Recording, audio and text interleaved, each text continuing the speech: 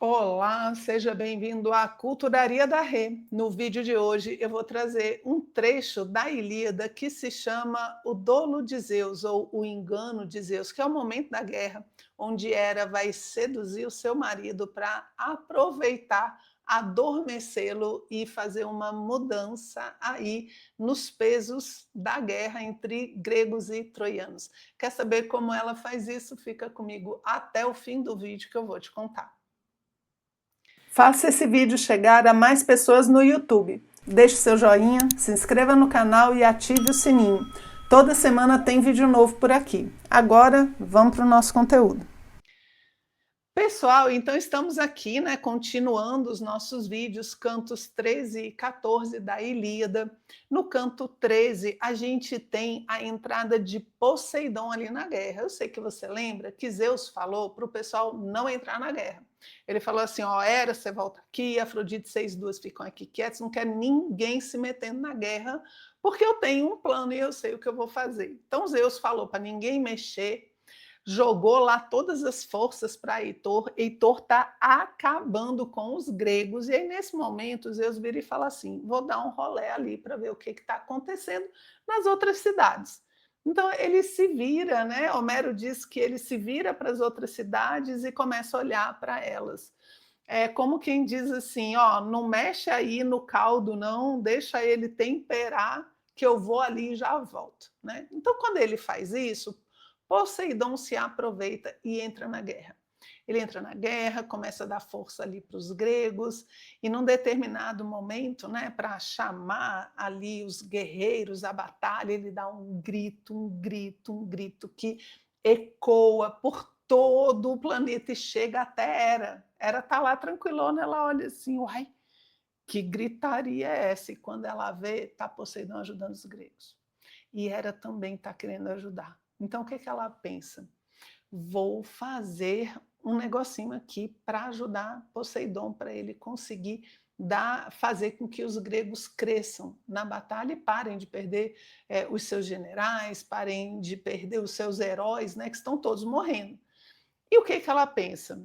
Vou seduzir o maridão, né, que é Zeus, vou deixar ele dormindo depois de um tempão, e enquanto isso a gente muda o rumo da guerra lá embaixo. E é isso então que ela vai fazer, esse é o contexto, né? E aqui, gente, eu vou descrever, né, com alguns detalhes aqui, essa parte, e depois a gente vai ver como isso pode ser interpretado, até por um trechinho da obra. Existem várias formas da gente interpretar essa passagem, e eu vou trazer a do Hieros Gamos, né, que é o casal divino, é a junção do casal divino, porque Hera e Zeus, eles são o grande casal do Olimpo. E a gente tem poucas histórias, descrições que vão mostrando justamente essa dinâmica, digamos assim, dos dois, de casal. Né? Esse é um dos momentos onde a gente tem isso descrito de uma forma belíssima que Homero traz, então, no canto 14. E aí, o que Hera faz? Ele começa a descrever que Hera, né, com essa ideia, então, de seduzir Zeus, ela vai para o seu quarto, que tem um tocador, né? uma penteadeira ali, onde tem um espelho e tem as coisas todas que Hefestos fez esse móvel para ela, né? Fez esse quarto para ela, só ela pode abrir, só ela pode entrar, né? Então é como se fosse um espaço íntimo da deusa. Olha só que legal isso, né? A deusa vai para um espaço onde só ela pode entrar, meio que se isola, que nem a gente, né? Quando vai fazer coisas que vão mudar o rumo, né, das guerras, da história, da nossa vida, a gente também vai para esse ponto, né, íntimo, solitário ali. E lá ela se arruma, né? Ela vai se arrumando, ela toma banho, ela passa ambrosia para tirar todas as impurezas, ela penteia os cabelos e as tranças, ela coloca um perfume cujo aroma chega do céu até a terra, todos conseguem sentir o perfume de Hera, né? Porque é a natureza se preparando para ser também energizada no momento do ato, né? Ali de amor entre os dois. ela coloca a sua roupa, né, depois que ela está toda arrumada, bonita, maquiada, está ali top 10. Ela se arruma toda e quando ela sai, ela vai procurar Afrodite. E ela chega para Afrodite, ela quer uma coisa muito específica de Afrodite. E olha só o que ela conta, a história. Porque assim, se ela chegar para Afrodite e falar, Afrodite, você me ajuda a enganar o maridão? Ela vai dizer não, né? Porque Zeus é um pouco vingativo aí. Então ela conta uma historinha falando assim, Afrodite, sabe o que acontece? Eu estou indo viajar, olha só, vou visitar a família. Eu vou visitar o Oceano e Tétis, né? É outra Tétis, tá, gente? Não é mãe de Aquiles, não. Que foram o casal que me criou quando eu era pequenininha. Quando eu era pequena, uma deusinha pequititinha lá, os dois me cuidaram e tudo, me protegeram. E eu fiquei sabendo, me contaram que os dois estão com os problemas, eles estão meio brigados, e eu tenho um plano. Eu acho que se nós conseguirmos fazer com que os dois se juntem no seu leito de amor, eu acredito que eles podem voltar a ter uma união. Gente, eu nem sei se era, sabe, dessa história, ou se ela inventou tudo do início mesmo. O fato é que ela fala assim, você bem que podia me emprestar o seu cinto, aonde estão, né, junto, tipo, pendurados, costurados nele, todas as artimanhas, todos os encantos do amor e da paixão, da sedução. Então, olha só, é aí que a gente sabe, né, que a Afrodite tem esse cinto, esse poder de entregar para as pessoas a capacidade de uma sedução sem limites. Assim, a pessoa fica desejável a um ponto que ninguém consegue resistir, né? Então ela quer ficar irresistível e para isso ela precisa do cinturão. E aí ela pede o cinturão, ela fala, eu vou levar para Tétis. Aí Tétis se deita com o Oceano e vai ficar tudo bem entre os dois. E a Afrodite fala, beleza, então pode levar, né? É para ajudar a galera, pode levar, você vai, leva, depois você me traz aqui de volta. E aí ela pega o cinturão e coloca. Agora, gente, não é um cinturão de cintura, né? Não é exatamente uma coisa tipo uma dança do ventre, né? Que você coloca aquele cinto, vai andando, ele vai fazendo, né? Vai fazendo os barulhinhos. Mas é algo parecido. Ela coloca, é aquele cinturão que fica abaixo do busto, na verdade, sabe? Mas que ele chama a atenção para o busto feminino, que Hera também vai querer, porque ela é matrona, né? Ela amamenta, ela dá a vida, né? Então é mais ou menos essa forma. Se fosse hoje em dia, talvez fosse um cinto na cintura, né? Mas esse é o cinto que fica ali abaixo, logo abaixo dos seios. Aí ela coloca, ele vai pendura o cário, né? Ele vai chamando a atenção, torna ela mais sensual, mais bela, e tem ali todos os encantos então da paixão e do amor.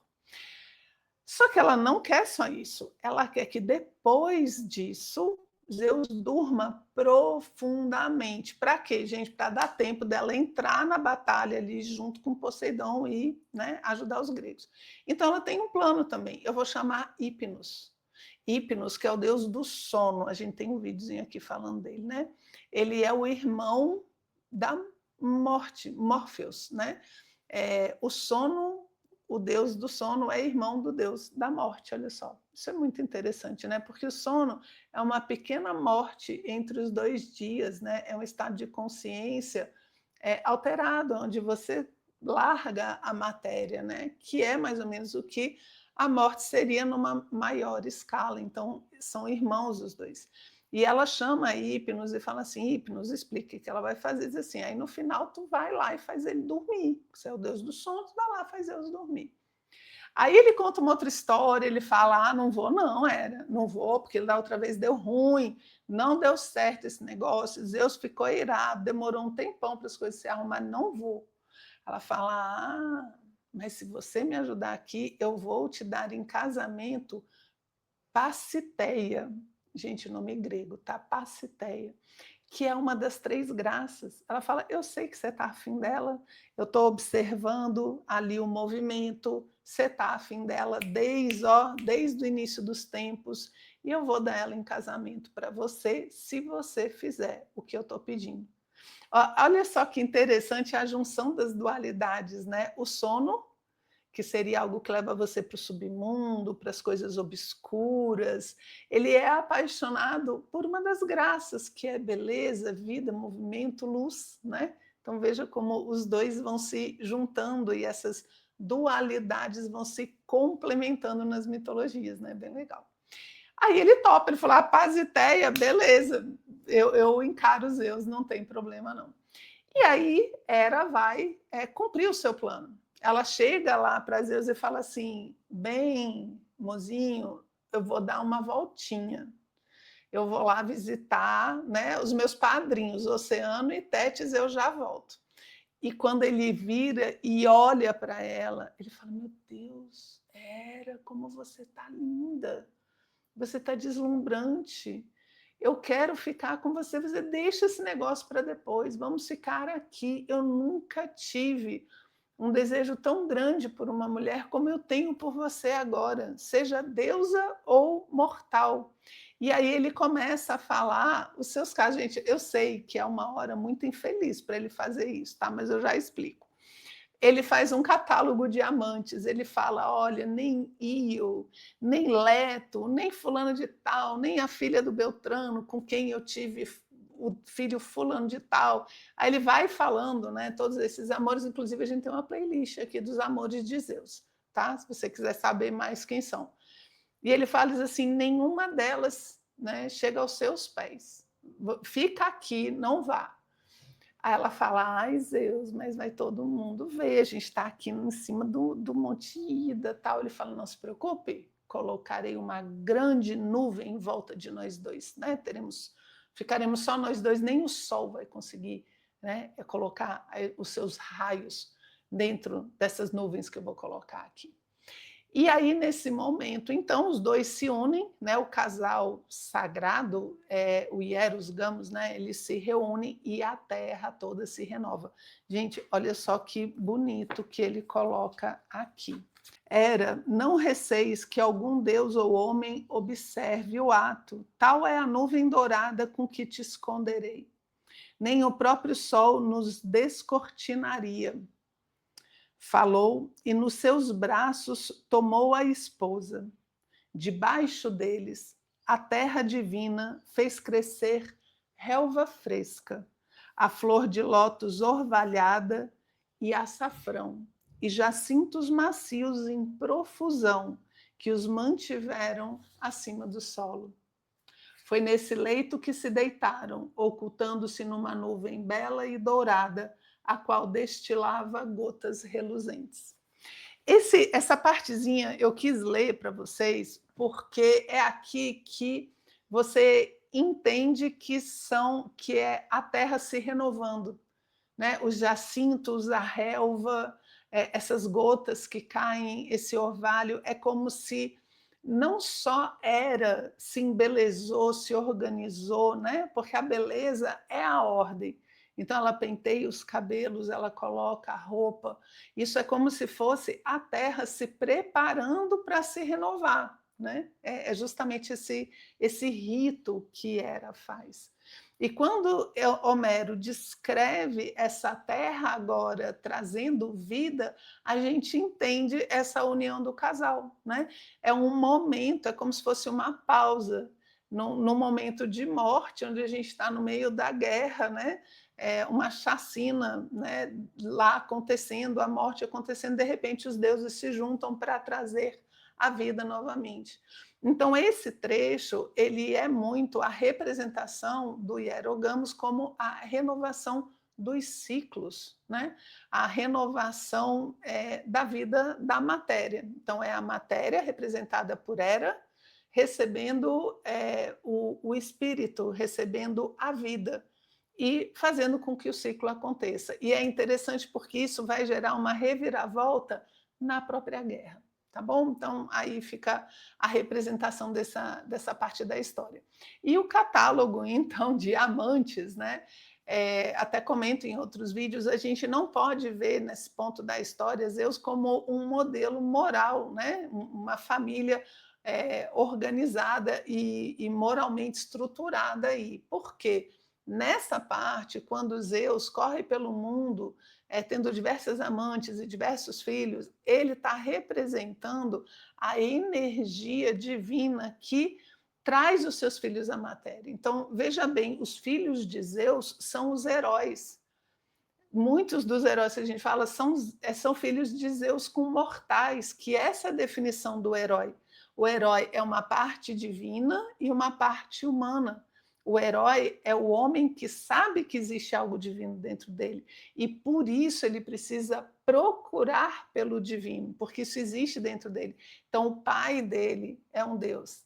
E esse Deus normalmente é Zeus, é o Deus. Então, os filhos que ele tem são justamente a continuação do divino na matéria. Por isso que ele tem tantos filhos e tantas amantes, ok? Então a gente tem que analisar essa parte de uma forma diferente. Agora, eu continuo achando que Homero, na hora que ele colocou esse catálogo, justo agora, rapaz, se eu fosse aéreo, eu tinha ido embora. Eu falar, ah, meu filho, agora que você me lembrou tudo isso, eu vou embora, adeus, né? Mas a gente sabe que a mitologia está aí também para fazer a gente tentar ver o que tem por detrás das histórias. E você pode até falar assim, ah, Renata, mas ele está descrevendo um ato ali, né, de casal e tudo, não tem nada assim. É o contrário, você tem que pensar o contrário. Você tem que pensar que todo esse ato de amor entre casais justamente representa a renovação da vida, entende? Ao invés de esvaziar a história do mito, vamos preencher as histórias da nossa vida. Então, que legal seria se toda vez que nós nos uníssemos àqueles que nós amamos, né, a vida se renovasse e a terra ficasse florida, repleta de jacintos. Né? Gente, então é isso que eu tinha separado para vocês hoje. Espero que vocês tenham gostado e a gente se vê no próximo vídeo. Um abraço.